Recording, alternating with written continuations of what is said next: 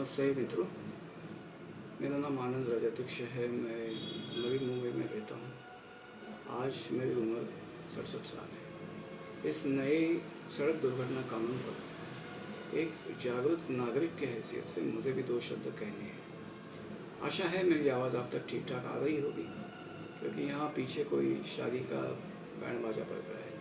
चलिए कोई बात नहीं, उम्मीद है ठीक ठाक सुन पा रहे होंगे।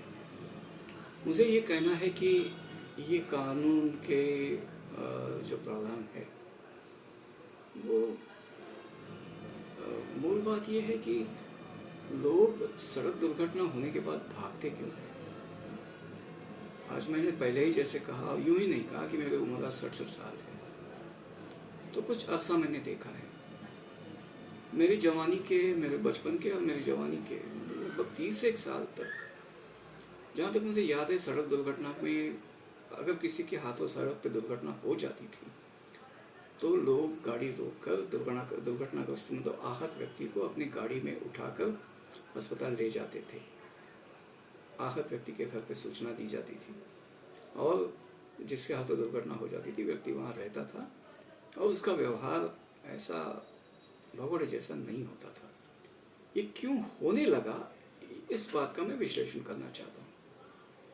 मित्रों, मैंने देखा है कि अभी देखिए, आप शहरों के हालातों से आप तो परिचित होंगे ही।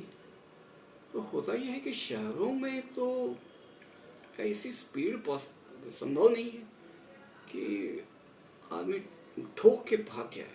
ठोकने के बाद भागने को भी जगह नहीं रहती, कहाँ भागेगा। ये संभाव्य होता है हाईवे पर। और एक सवाल मैं पूछना चाहता हूँ, हाईवे पर गाड़ी को घेरने के लिए भीड़ कैसे आ जाती है? हाईवे से घिरे हुए झुग्गियों से। ये झुग्गियाँ कब से आने लगी और इन झुग्गियों में रहते कौन है? और ये झुग्गियाँ शहरों से निकलते हुए हाईवे को ही घेर कर कैसे छाने लगी? जरा इसको भी खुली नज़रों से देखा करें तो आपको समझ में आने लगा कि लोग भागते क्यों हैं। क्योंकि ऐसे स्थितियों में ड्राइवर की मॉब लिंचिंग बहुत आसानी से हो जाती है। लिंचिंग भी हो जाती है, मारा भी जाता है, या कम से कम लूटा तो बिल्कुल जाता है। पुलिस को पता होती है, पुलिस पंगा नहीं लेती, क्योंकि ऐसी ये झुग्गियाँ अवैध होती है और उनको, आपको पता है, अभय हस्त होते हैं उनके सर पे। जिनको वोट बैंक की पॉलिटिक्स करनी है, ऐसे नेताओं के, उनके सर पे अभय हस्त होते हैं, तो पुलिस उनसे पंगा नहीं लेना चाहती। तो ऐसे यहाँ पिटने से, मार खाने से बेहतर अगर वाहन चालकों ने भागना मुनासिब समझा, कम से कम जान तो बच जाएगी। तो क्या, और आदमी अगर वहाँ मारा जाएगा मॉब लिंचिंग में, तो आप आरोपी किसे पकड़ेंगे? और वो आरोपी क्या कर सकेगा? उसकी हालत क्या है? उसे तो मार दिया। वो गाड़ी वाले के घर वाले को कुछ दे पाएगा? उससे कुछ मुआवजा हासिल किया, हर्जाना कुछ वसूला जा सकता है? उसकी वो हालत नहीं होती। लेकिन चूंकि ये गाड़ी वाला है, तो या वाहन वाला है, ट्रक वाला है, जो भी है, तो ट्रक है तो उसमें कुछ लूटने लायक सामान होता है। गाड़ी वाला है तो उसके लूटने जैसी हैसियत होती है, उसकी जेब में पैसे होते हैं, हुआ करते थे। आज के डिजिटाइजेशन के ज़माने के पहले पैसे तो हुआ करते थे। तो और नहीं तो क्या है कि आदमी के पास कुछ ना कुछ महंगी चीज़ें होती। तो ये जो मानसिकता है, ये बस्तियाँ कैसे आने लगी, उनमें कौन लोग रहते हैं? अभी ज़्यादा बोलूँगा तो आप फिर सांप्रदायिकता का इल्ज़ाम लगाएंगे, लेकिन ज़रा खुली आंखों से देखा करो। व्यक्ति से मानवता, मतलब अब दुर्घटना हो जाए तो रुक कर व्यक्ति को मदद करने की बात को मानवता माना जाता था। ये मानवता अगर ख़त्म हो गई है तो इसके जिम्मेदार कौन है? ये भागना ऐसे ही एक सुरक्षित रीति नहीं समझी गई है, ये बन गई है कालों में।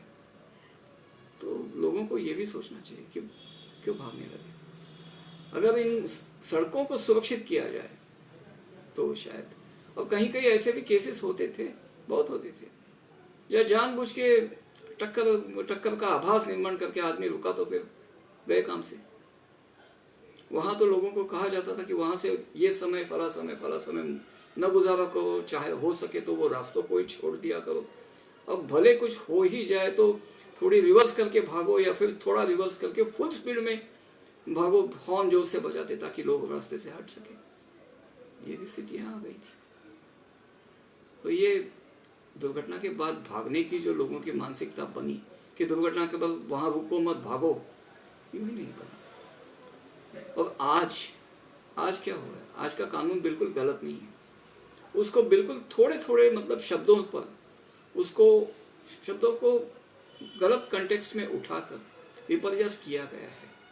और किन्होंने किया है ये तो हम जानते हैं, वही चलिए, मेरी बात आपको ठीक लगी तो जिनसे हो सके सबसे अपने मित्रों तक तो पहुंचा ही दीजिए, और हो सके तो किसी सत्ताधारियों तक भी पहुंचा सके, और अगर पहुंच हो तो ठीक है। वैसे मैं बहुत एक छोटा आदमी हूँ।